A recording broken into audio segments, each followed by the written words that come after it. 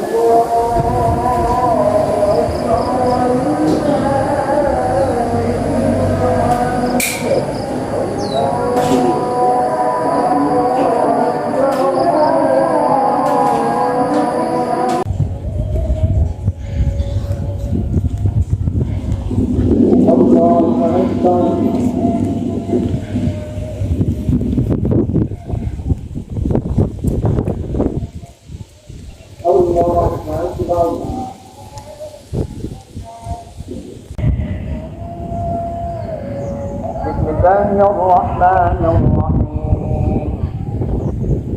الحمد لله رب العالمين الرحمن الرحيم مالك يوم الدين إياك نعبد وإياك نستعين اهدنا الصراط المستقيم صراط الذين أنعمت عليهم غير المغضوب عليهم ولا الضالين آمين. الرحمن الرحيم. سبح اسم ربك الأعلى الذي خلق فسوى والذي قدر فهدى والذي أخرج المرعى فجعله نحوا سنقرئك فلا تنسى إلا ما شاء الله إنه يعلم الجهر وما يخفى ونيسرك لليسرى ولا يحيى قد أفلح من تزكى وذكر اسم ربه فصلى بل تؤثرون الحياة الدنيا والآخرة خير وأبقى إن هذا لفي الصحف الأولى صحف إبراهيم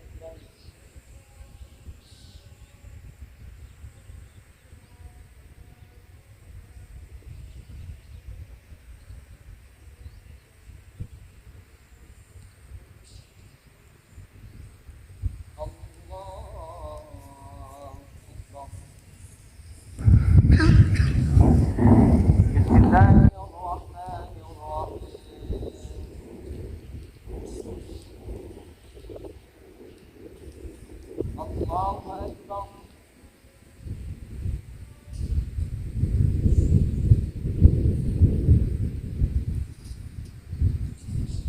الله أكبر.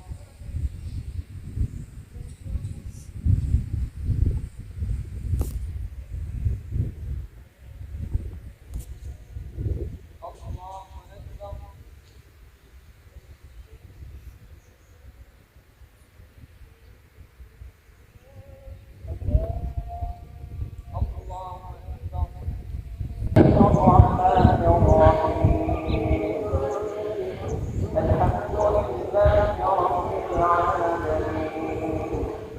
الرحمن الرحيم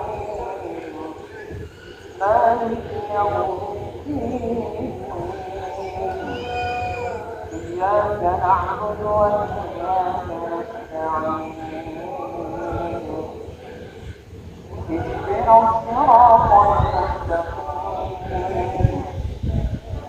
صراط الذين أنعمت عليهم غير المغضوب عليهم ولا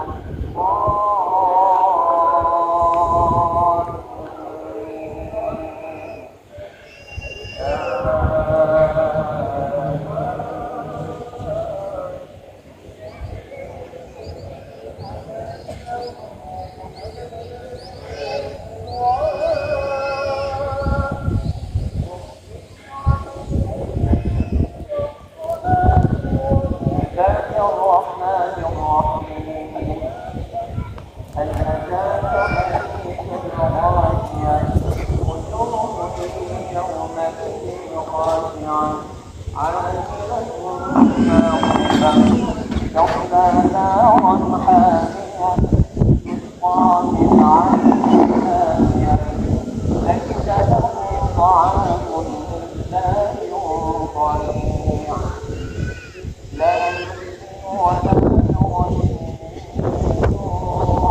وجوه يومئذ ناعمة لسعيها راضية في جنة عالية لا تسمع فيها لاغية فيها عين جارية فيها سرور مرفوعة وأكواب مرفوعة ونمارق مصفوفة وزرابي مبثوثة أفلا ينظرون إلى الإبل كيف خلقت وإلى السماء كيف رفعت وإلى الجبال كيف نصبت وإلى الأرض كيف سطحت فذكر إنما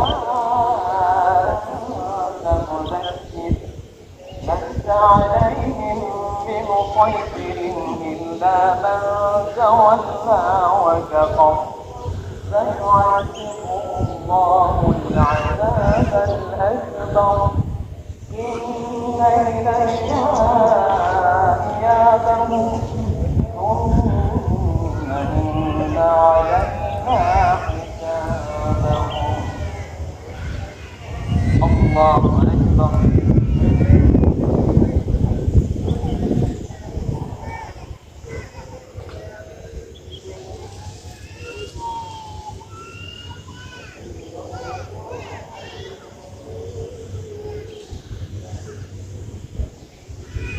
سمع الله لمن حمده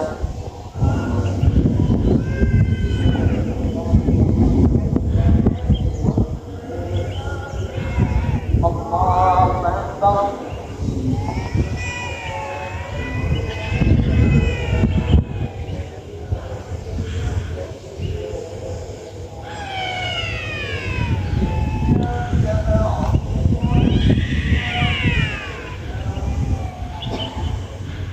الله أكبر.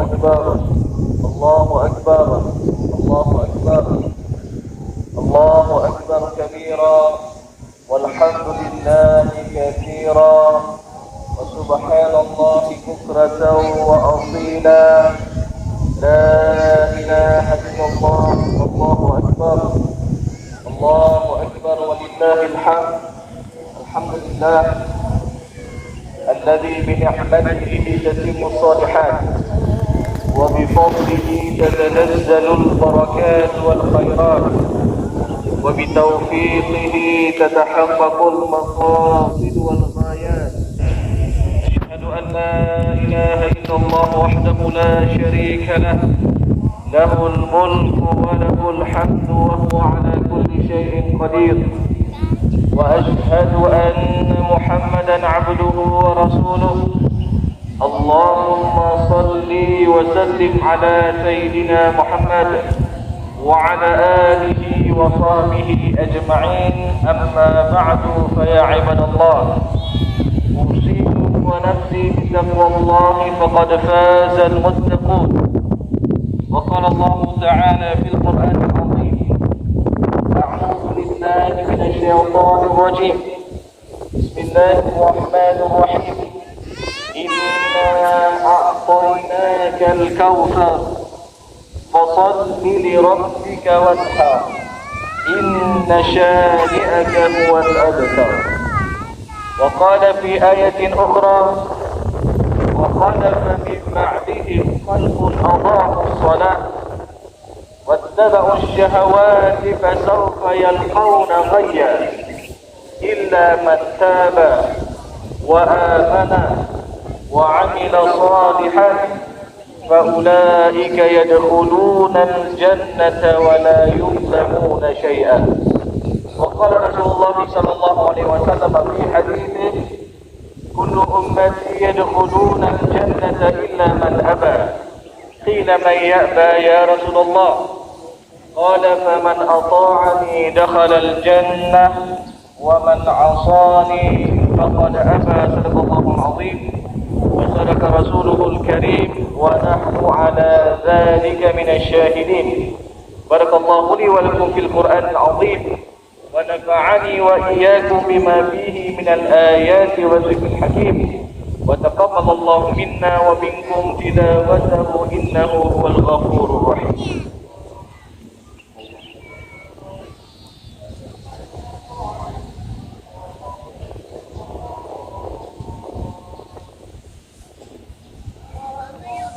الله أكبر الله أكبر الله أكبر الله أكبر الله أكبر الله أكبر الله أكبر الله أكبر كبيرا والحمد لله كثيرا سبحان الله بكرة وأصيلا لا إله إلا الله والله أكبر الله أكبر ولله الحمد. الحمد لله الذي خلق الزمان وفضل بعضه على بعض وخص بعض الشهور والأيام والليالي بمزايا وفضائل يعظم فيه الأجر والحسنات. أشهد أن لا إله إلا الله وحده لا شريك له وأشهد أن محمدا عبده ورسوله. اللهم صل وسلم على سيدنا محمد وعلى آله وصحبه أجمعين. أما بعد فيا عباد الله أوصيكم ونفسي بتقوى الله فقد فاز المتقون. وقال الله تعالى في القرآن العظيم أعوذ بالله من الشيطان الرجيم بسم الله الرحمن الرحيم إن الله وملائكته يصلون على النبي يا أيها الذين آمنوا صلوا عليه وسلموا تسليما. اللهم اغفر للمسلمين والمسلمات والمؤمنين والمؤمنات الأحياء منهم والأموات برحمتك يا أرحم الراحمين. اللهم أعنا على ذكرك وشكرك وحسن عبادتك.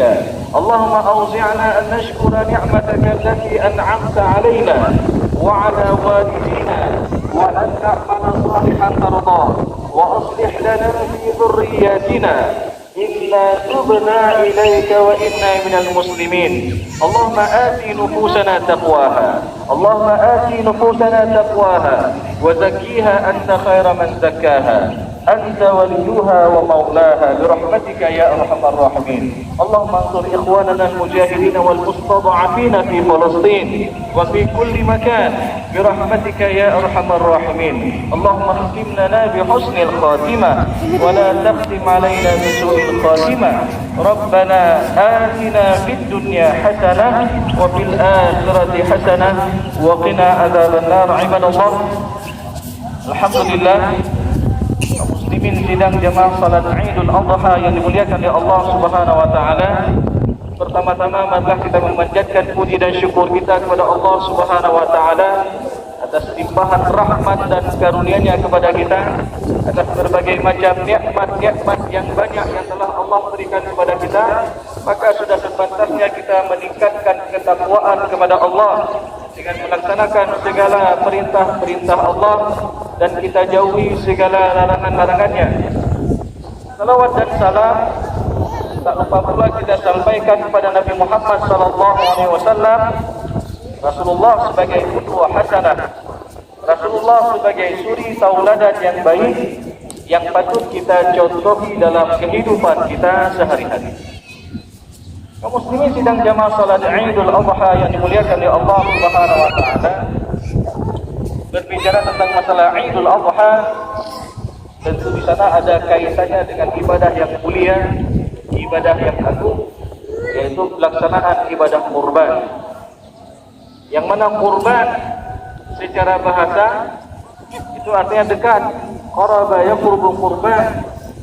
Maknanya adalah yang ingin kita dapatkan, yang ingin kita implementasikan adalah bagaimana dengan pelaksanaan Idul Adha ini, dengan pelaksanaan penyembelihan kurban, tentu ini semua akan mendekatkan diri kita kepada Allah Subhanahu wa taala. Dan coba kita renungkan jemaah yang muliakan oleh Allah Subhanahu wa taala.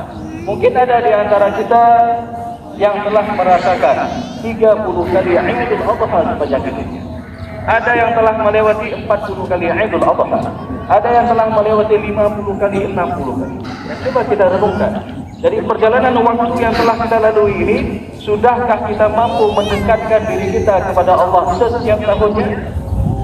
Sudahkah dengan pelaksanaan ibadah kurban ini mampu menjadikan kita pribadi yang semakin taat kepada Allah setiap tahunnya?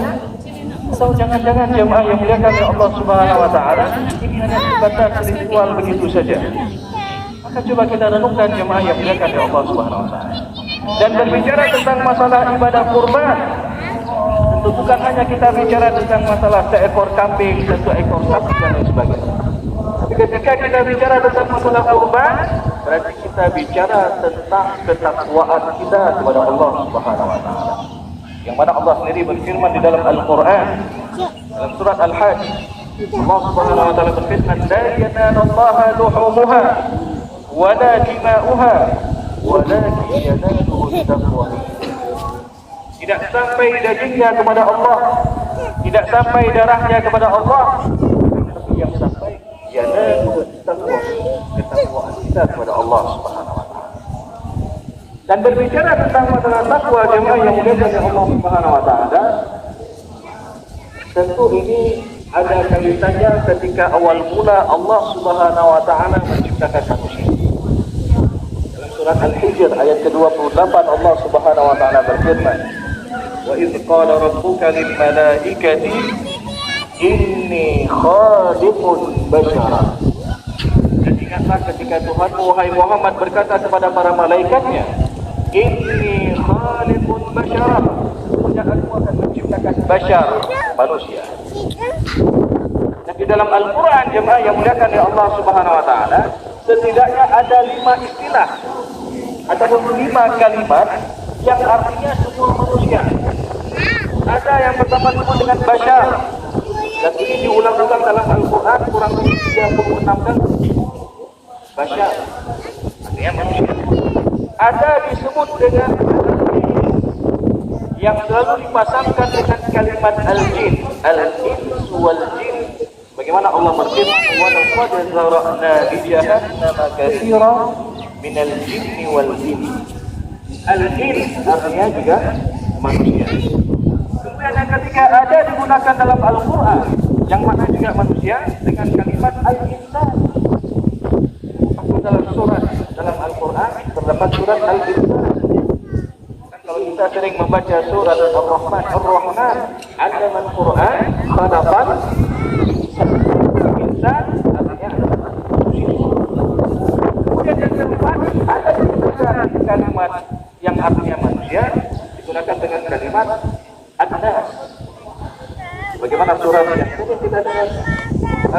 Rabbin nas, malikin nas, ilahin nas. An-nas artinya manusia.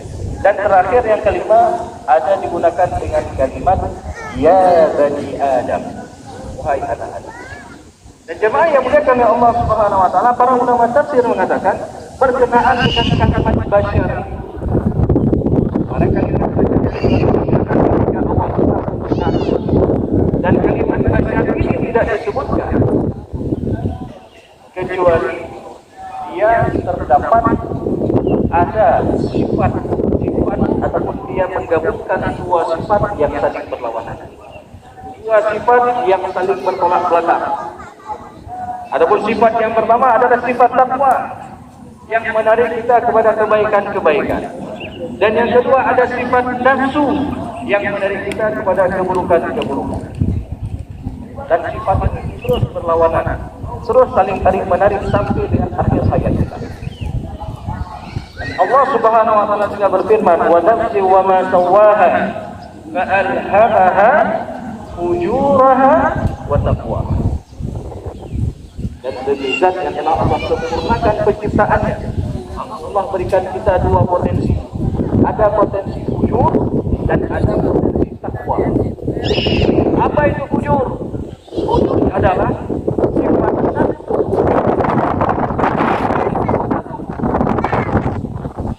Ketika nafsu masuk ke tangan seseorang sehingga dia memukul orang lain, dia mengambil harta orang lain, dia menzalimi orang lain dengan tangannya, maka itu dikatakan dengan fujur. Ketika nafsu masuk ke lisan seseorang sehingga dia memuji orang lain, dia memfitnah orang lain, maka ini dikatakan dengan sifat fujur. Ketika nafsu masuk ke kakinya sehingga dia menendang orang lain ataupun berjalan ke tempat-tempat yang tidak diridhai oleh Allah Subhanahu wa taala, maka ini dikatakan dengan fujur.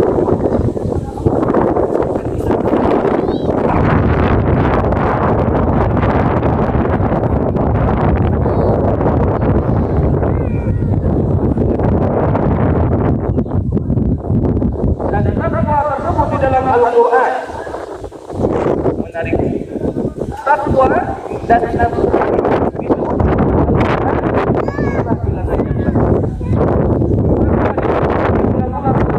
sebanyak 115 kali, dan nafsu juga di dalam Al-Quran sebanyak 115 kali.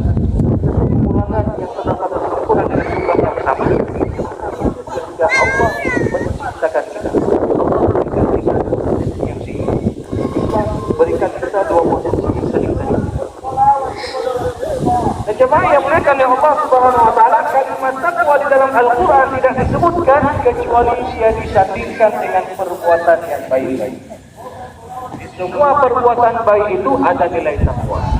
Baik itu berkaitan antara hubungan kita langsung dengan Allah ataupun yang berkaitan hubungan kita sesama hablum minan nas. Apa contoh takwa yang berkaitan secara hablum minallah? Hari ini kita melaksanakan salat. Salat ada nilai takwa. Dari mana kita tahu salat itu ada nilai takwa? Dalam surat Al-Baqarah ayat kedua dan ayat yang ketiga Allah Subhanahu wa taala berfirman, "Dzalikal kitabu la raiba fihi hudan lil muttaqin." Itulah Al-Qur'an yang tidak ada ragu kita daripadanya, petunjuk bagi orang-orang yang bertakwa. Lalu siapa yang dimaksud orang-orang yang bertakwa di dalam ayat ini? Allah lanjutkan ayat yang ketiga, alladzina yu'minuna bil ghaib wa yuqimuna shalah. Jadi orang yang bertakwa itu orang-orang yang meyakini yang baik, surga, neraka, balasan akhirat. Kita yakin kan? Kita yakin. Berarti kita termasuk jadi orang-orang yang bertakwa. Wa yuqimuna shalah, dan mereka yang mendirikan salat.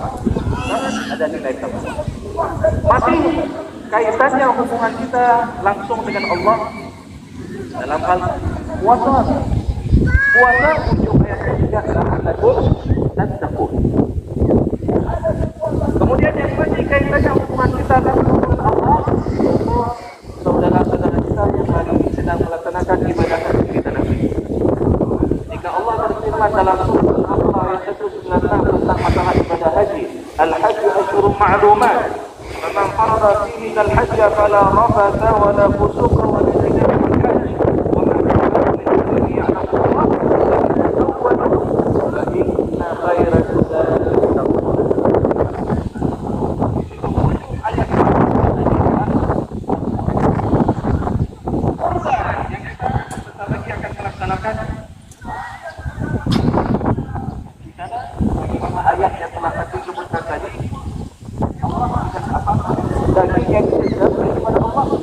Darahnya tidak sampai kepada Allah, tetapi yang sampai yanalu ketakwaan kita. Sehingga jemaah yang dimuliakan Allah Subhanahu wa taala, segala kebaikan ataupun ibadah kita yang berkaitan langsung hubungan kita dengan Allah, semua ada nilai ketakwaan. Tapi jangan kita lupakan jemaah yang dimuliakan Allah. Ada juga ketakwaan yang berkaitan secara hasil minat. Dari mana kita tahu ketakwaan secara hasil minat? Di dalam surat Ali Imran ayat 133 134 Allah Subhanahu wa taala berfirman, wa sari'u ila maghfiratin min rabbikum wa jannatin 'arduha as-samawati wal ardu u'iddat lil muttaqin.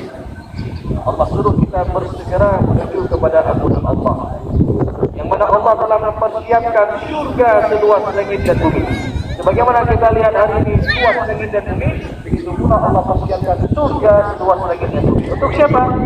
Mu'iddat lil orang-orang yang beriman.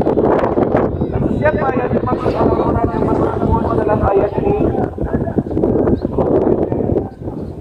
Surat yang pertama Ali Imran ayat 134. الذين ينفقون في السراء والضراء والكاظمين الغيظ والعافين عن الناس والله يحب المحسنين. Jelaskan ciri-ciri orang-orang yang bertakwa itu. Yang pertama, dia gemar membantu orang lain, baik dia dalam keadaan lapang atau dalam keadaan sempit. Jika dia mendengar ada saudaranya yang membutuhkan bantuan, segera bantu. Ketika dia mendengar ada saudaranya yang membutuhkan uluran tangannya, dia segera bantu, baik dia dalam keadaan lapang ataupun dalam keadaan sempit. Nah, ini ciri-ciri orang-orang yang bertakwa. Wal kadhimin al-ghaiz. Yang kedua adalah orang-orang yang mampu menahan amarahnya, tidak emosi, tidak marah. Rasulullah SAW mengatakan, la taghdab wa lakal jannah. Juga Rasulullah dalam hadis yang lain mengatakan, laisa syadidu bi sur'ah. Dan bukanlah orang yang kuat itu orang yang menang dalam perkelahian. Bukanlah orang yang kuat itu adalah orang yang menang dalam pergulatan. Orang yang kuat itu, kata Rasulullah SAW, adalah orang yang mampu menahan amarahnya di saat dia membalas orang. Dia balas diri. Dia tahan amarah. Wal'afina 'anil nas. Dan dia mau memaafkan kesalahan orang lain tidak dekat. Ini orang-orang yang bertakwa. Ustaz, kalau dia kita jika itu terlalu gimana? Ustaz, gimana lagi? Lalu apakah kita tetap memberikan maaf? Tetap kita berikan maaf. Nah, seorang sahabat Rasulullah SAW bertanya kepada Rasulullah, ya Rasulullah, kam'afu an-qadim, berapa kali kita boleh memaafkan bawahan kita, pembantu kita, budak-budak? Ketika itu Rasulullah SAW diam. Kedua kalinya, ya Rasulullah, kam'afu an-qadim, Rasulullah tidak diam. Sampai dia kata ulang, ya Rasulullah, kam'afu an-qadim. Lalu apa jawaban daripada Rasulullah SAW?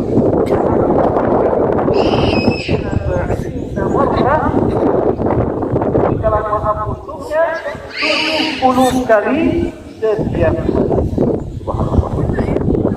tanya pada stok maaf kali dalam sehari.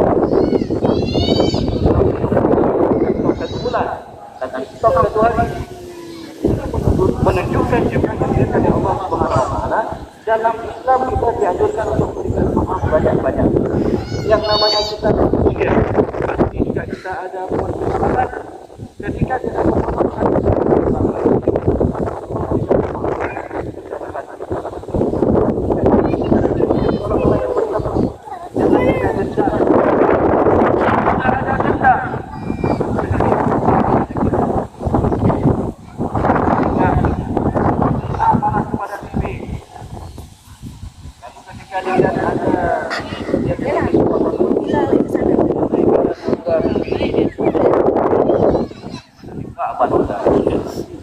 kalau sudah dendam, ketika lewat depan rumahnya, ya, buang muka, naik ke dalam rumah, apa salah rumah? Jadi ini sudah jadi penyakit hati. Maka kita dianjurkan untuk wal'afina 'anil nas, saling memaafkan satu dengan yang lainnya, karena ini adalah di antara ciri-ciri orang-orang yang bertakwa. Wallahu yuhibbul muhsinin. Maka jemaah yang dimuliakan oleh Allah Subhanahu wa taala, segala bentuk kebaikan, baik hubungan kita langsung dengan Allah ataupun yang berkaitan hubungan kita bersama hablum minan nas, maka di sana ada nilai takwa. Dan jangan pernah kita abaikan salah satu daripada dua bentuk ketakwaan tersebut. Kadang-kadang ada orang secara hablum minallah bagus kan, secara hablum minan nas dia bisa zalimi orang lain, maka ini dia hati-hati. Maka Rasulullah SAW pernah mengatakan, ada di antara orang-orang di hari akhir nanti yang mana dia menjadi orang-orang yang mana dia menjadi orang-orang yang bangkrut. Sampai Rasulullah mengatakan, al-muflisu min ummati ya'ti yawmal qiyamati bi salatin wa qiyamin wa zakah. Orang yang bangkrut dari umatku di hari akhir nanti, mereka banyak bawa pahala salat, mereka banyak bawa pahala puasa, mereka banyak bawa pahala zakat dan amal-amal yang lainnya. Lalu kenapa dia jadi bangkrut? Padahal secara hablum minallah jurumlah, secara hablum minallah bagus kan? Tetapi ketika dilihat secara hablum minallah, secara berubah, qad syatama hadha wa qadama hadha wa asyara mala hadha wa dharaba hadha wa tafaqa dama hadha. Dia suka buat zalim sama orang. Yang pertama, dia suka buat keributan dengan orang lain. Yang kedua, dia suka memfitnah orang lain. Yang ketiga, dia suka memakan harta orang lain. Yang keempat, dia suka memukul orang lain. Dan yang kelima, dia suka melakukan tumpah darah terhadap orang lain. Jadi 5 bentuk kezaliman yang Rasulullah sebutkan dalam hadis ini, hampir setiap hari kita lihat dalam kehidupan kita sehari-hari. Dan hampir setiap hari kita melihat dan membacanya di media, baik media online ataupun di media cetak.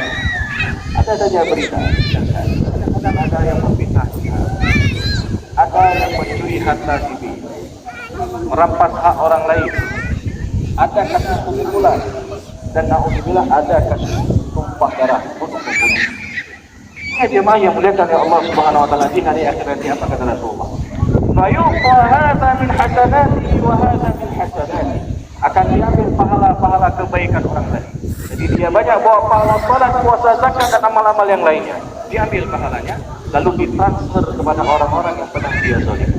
Mungkin bukan satu dua yang pernah dia zalimi, banyak. Sampai Rasulullah mengatakan, fa in zaniyat hasanatuhu qabla ayyuqama alaih.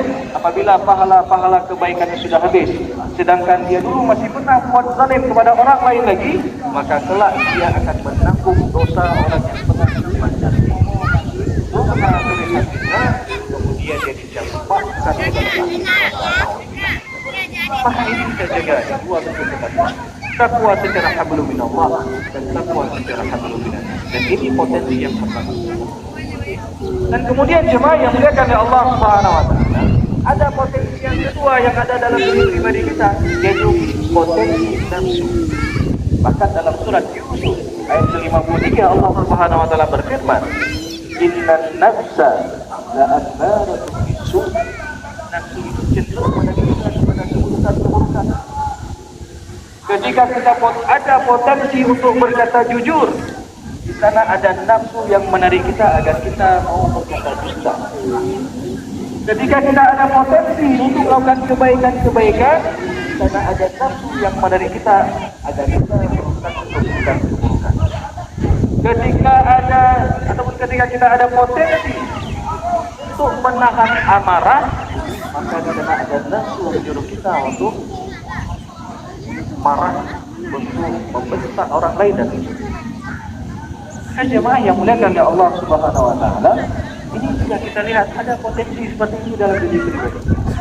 Makanya dengan dilaksanakan ibadah kurban yang sebentar lagi ataupun dalam hari tasyrik ini kita lihat ada sembelihan kurban, itu kita dianjurkan untuk meninggalkan segala bentuk perbuatan-perbuatan hewani, perbuatan-perbuatan yang tidak baik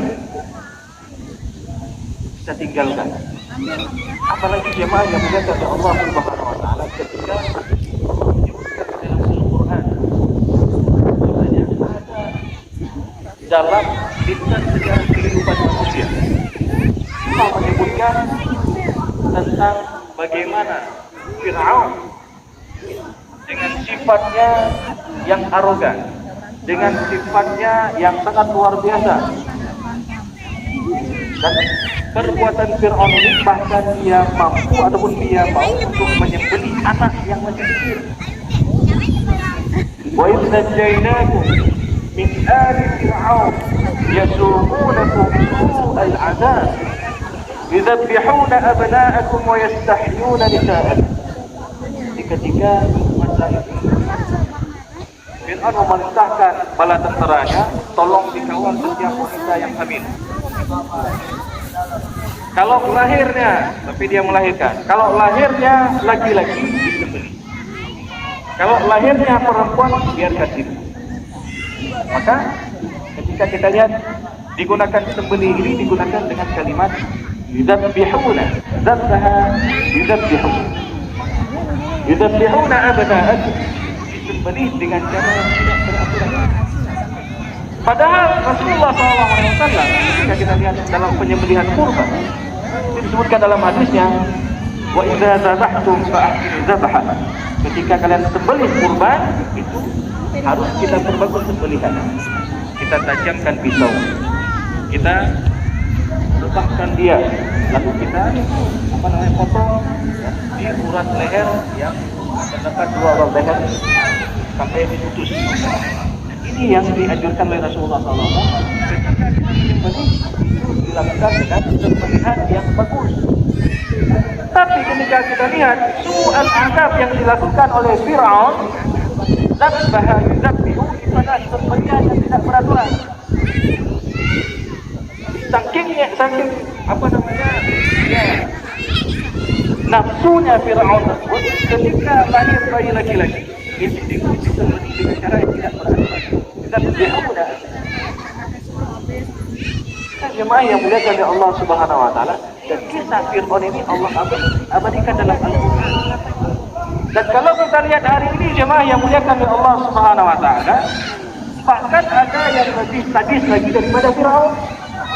Kita lihat kondisi konteks kita zaman sekarang. Kalau Fir'aun dulu ditunggu sampai lahiran, sampai lahir, baru kalau lahir laki-laki dibunuh. Tapi kalau orang sekarang ada orang yang lebih dahsyat lagi dari Fir'aun. Belum dia lahirkan, dia sudah membunuhkan anak. Jadi ini lebih dahsyat lagi dari Fir'aun. Ini adalah nafsu hewan yang sangat luar biasa. Dan hewan saja tidak melakukan hal demikian. Jemaah yang dimuliakan oleh Allah Subhanahu wa taala, momentum Idul Adha ini, momentum kita melaksanakan ibadah kurban ini agar kita semakin dekat dengan Allah dan kita tinggalkan sifat-sifat hewan tersebut. Tidak hanya itu, kadang kita lihat hewan saja itu ketika dia ingin mendatangi lawan jenisnya itu nggak pernah kalah. Nggak pernah kambing jantan pergi ke kambing jantan, nggak pernah sapi jantan pergi ke sapi jantan. Tapi manusia hari ini ada yang sampai lebih sadis lagi daripada hewan. Bal hum adall, ulaika kal an'am bal. Maka ini jemaah yang muliakan oleh Allah Subhanahu wa taala, coba kita renungkan hari ini. Kira-kira potensi mana yang lebih dominan yang ada dalam diri kita? Sudahkah kita mampu menunjukkan sifat takwa kita kepada Allah Subhanahu wa taala. Jangan-jangan sampai dengan hari ini nafsu lebihan yang ada. Maka coba kita renungkan bersama. Coba kita lakukan muhasabah terhadap amalan. Ketika identik ini jemaah Allah Subhanahu wa taala. Coba kita berazam terus kita istiqamah dengan amalan-amalan yang telah Allah wajibkan kepada kita.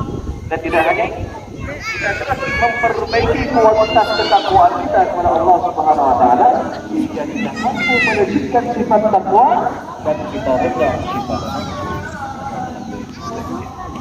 Dan terakhir jemaah yang dimuliakan oleh Allah Subhanahu wa taala, pada kesempatan yang berbahagia ini saya ingin menyampaikan sebuah nasihat dalam sebuah kaidah dalam bahasa Arab yang disebutkan bahwasanya tazawwadu min at-taqwa fa innaka la tadri. Berbekalah dengan ketakwaan, sesungguhnya kita tidak mengetahui. Idza janna al-lailu hal ta'ishu ila al-fajr. Apabila malam telah tiba, adakah jaminan bagi kita akan bangun esok pagi harinya? Tidak ada jaminan. Kalau malam tiba kita tidur, enggak ada jaminan kita bangun besok pagi. Makanya ketika kita tidur kita baca doa bismika Allahumma amutu wa ahya. Ya Allah, dengan namamu aku mati dan aku hidup. Ketika kita bangun tidur, kita juga baca doa alhamdulillahilladzi ahyana. Ya Allah, segala puji bagi Allah yang telah menghidupkan kami. Jadi ketika kita tidur itu antara hidup dan mati. Maka tak ada jaminan dalam syair tersebut dikatakan tidak ada jaminan ketika seorang tidur dia bangun untuk pagi hari. Wa kam min fata amsa wa asbaha dhahikan. Berapa banyak daripada kaum muda menghabiskan waktu pagi dan petangnya dengan senja. Kim kena kim tadi. Banyak sekali. Waktu yang mereka lalui ibarat mereka sedang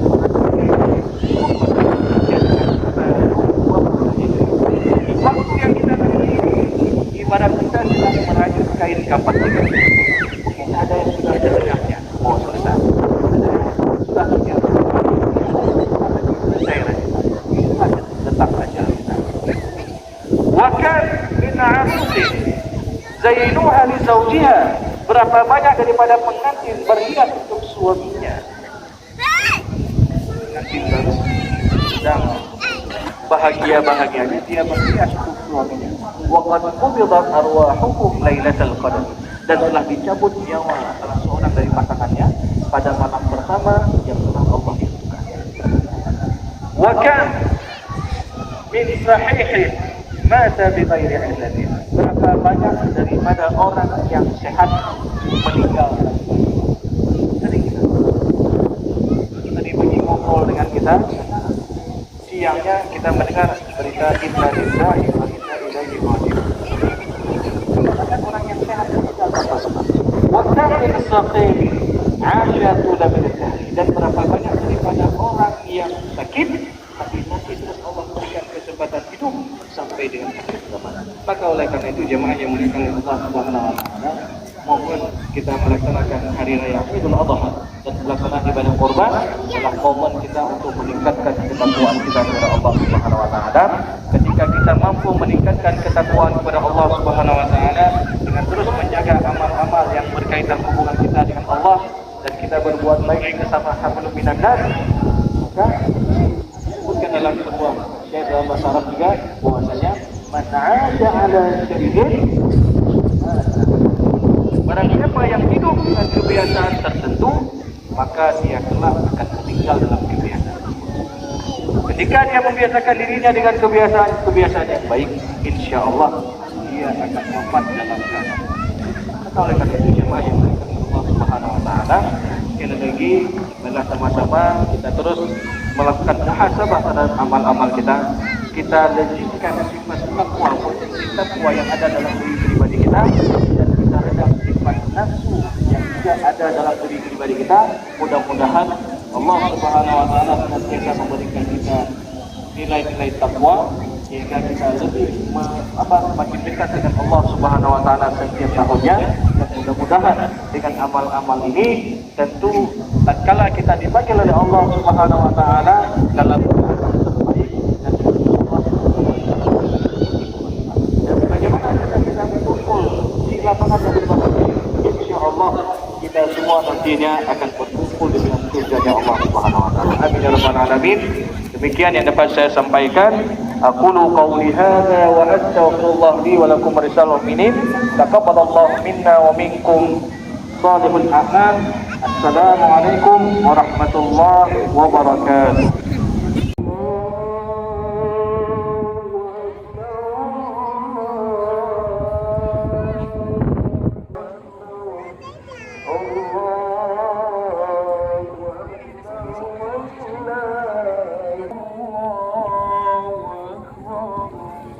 Allah